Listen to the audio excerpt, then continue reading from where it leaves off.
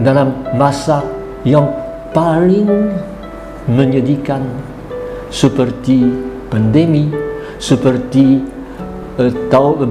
badai yang di NTT, di Timor Leste, di Timor Barat, seperti semua berita yang bisa kita dengar yang buat kita sedih. Jangan kita seperti murid dari Emmaus, jangan kita seperti murid-murid lain yang terkunci di dalam kamar mereka sendiri, tetapi justru sadar bahwa dalam keadaan yang paling tidak menguntungkan, Yesus hadir. Engkaulah Allah kasih-Nya, memancarkan segenap cintanya, beri kami semangat untuk melayani. Saudara-saudara yang terkasih, kita sudah pada Kamis dalam Oktav Paskah, dan kita lanjutkan bacaan dari kemarin tentang Emmaus dan selanjutnya. Emmaus tentunya tempat yang paling tidak cocok untuk temu dengan Yesus, karena mereka, dua murid itu, meninggalkan kawan-kawan, mau pulang ke rumah sendiri, yaitu seolah-olah tidak terjadi apa-apa dan begitu putus asa. Namun justru di Emmaus, waktu Yesus memecahkan roti, mereka temu dengan Yesus dan Yesus hilang. Akibatnya mereka kembali ke Yerusalem, dan inilah teks untuk hari ini dalam Injil. Mereka kembali dan di situ dengar bahwa mereka kira akan membawa kabar tentang kebangkitan Yesus. Justru di Yerusalem orang sudah tahu, dan kata mereka, Yesus sudah menampakkan diri kepada Petrus. Sayangnya kita tidak punya teks apapun tentang pertemuan itu, tetapi disebut juga dalam dalam surat Paulus. Itu yang sangat mengherankan, Yesus selalu timbul di tempat yang tidak diduga. Dan waktu kita merasa bisa menjadi pewarta kabar baik, nampaknya orang sudah terima. Ini membuat kita orang Katolik menjadi lebih rendah hati, tahu bahwa tidak boleh kita anggap bahwa kitalah yang akan membawa kabar baik. Lalu sesudah menerima kabar baik itu, tetapi masih takut, mereka tinggal di dalam rumah, dan tiba-tiba Yesus menampakkan diri kepada mereka, dan anehnya mereka ragu, mereka tidak percaya, kira itu hantu. Yesus harus sekali lagi memperlihatkan luka-luka dan makan di depan mereka.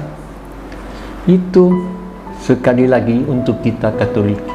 Kita sudah belajar dalam katekismus bahwa Yesus mati, bangkit, tetapi untuk kita ini soal dari zaman dulu. Tidak cukup menyadari bahwa Dia mendampingi kita sekarang. Terpaksa Yesus lagi menceritakan kepada mereka semua yang terjadi dalam kitab suci, dalam Taurat, dalam Mazmur, dalam nabi-nabi, supaya mereka sadar.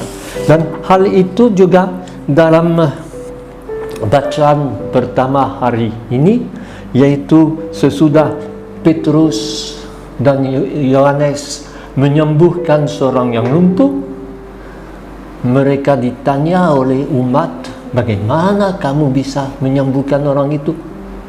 Dan Petrus harus menjelaskan semua tentang Yesus yang mati, yang bangkit, dan ini sesuai dengan ajaran dari kitab suci, dari Taurat, nabi-nabi dan seterusnya.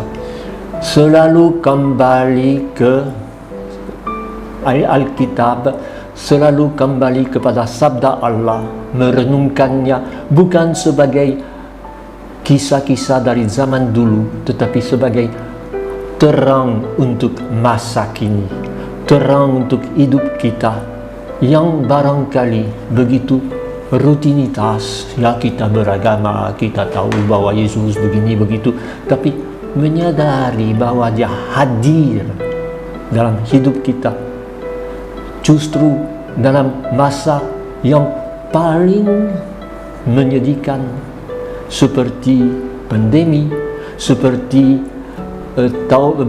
badai yang di NTT, di Timor Leste, di Timor Barat, seperti semua berita yang bisa kita dengar yang buat kita sedih. Jangan kita seperti murid dari Emmaus, jangan kita seperti murid-murid lain yang terkunci di dalam kamar mereka sendiri, tetapi justru sadar bahwa dalam keadaan yang paling tidak menguntungkan, Yesus hadir. Yesus mau temu dengan diri kita. Ya Tuhan, kami, Allah kami, betapa mulia nama-Mu di seluruh bumi. Ini perlu kita ucapkan itu. Walaupun saya dengar, misalnya saya seorang Prancis, saya dengar bahwa di Prancis sekarang COVID makin berkembang dan dengan orang yang makin panik, makin takut.